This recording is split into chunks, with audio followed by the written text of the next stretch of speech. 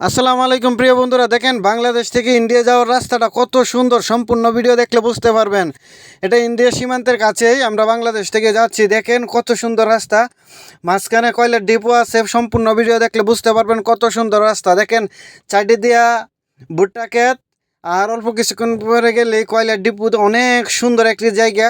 আসলে আপনারা যারা না গেছেন তারা কখনোই বুঝবেন না। আমরা বন্ধু বান্ধব ঘুরতে গিয়েছিলাম, অনেক মজা পেলাম ঘুরে। তবে ভিডিওটা সম্পূর্ণ দেখে কমেন্ট করবেন।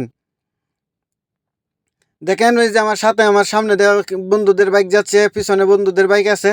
আমরা ঘুরতে যাচ্ছিলাম ইন্ডিয়া সীমানার কাছে। আসলে ঘুরে অনেক ভালো লাগলো। এই যে বাংলাদেশে কয়লা এরিয়া, এগুলো সব ইন্ডিয়া থেকে আসে, দেখতেই পারছেন। আসলে আমরা ঘোরাফেরা করে অনেক ভালো লাগলো। দেখেন চারিদিকে শুধু এদিকে কয়লা আর কয়লা, এগুলো সব ইন্ডিয়া থেকে আসে বাংলাদেশে। আর সামনে গেট, চলেন আমরা গেটের এদিকে যাই। রাস্তাটা যত দেখবেন ততই ভালো লাগবে। আমার কাছে কিন্তু এই জায়গাটা অনেক ভালো লাগছে।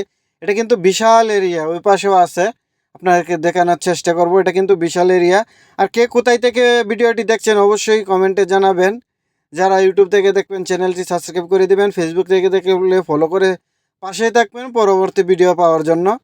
আর ভিডিওটা আপনাদের কাছে কীরকম লাগছে আশা করি জানাবেন। দেখেন এখানে কিন্তু বিশাল এরিয়া নিয়ে কয়লার ডিপো দেখতেই পাচ্ছেন আপনারা। এখান থেকে সব কয়লা বাংলাদেশের মোটামুটি সব জায়গাতেই যায়।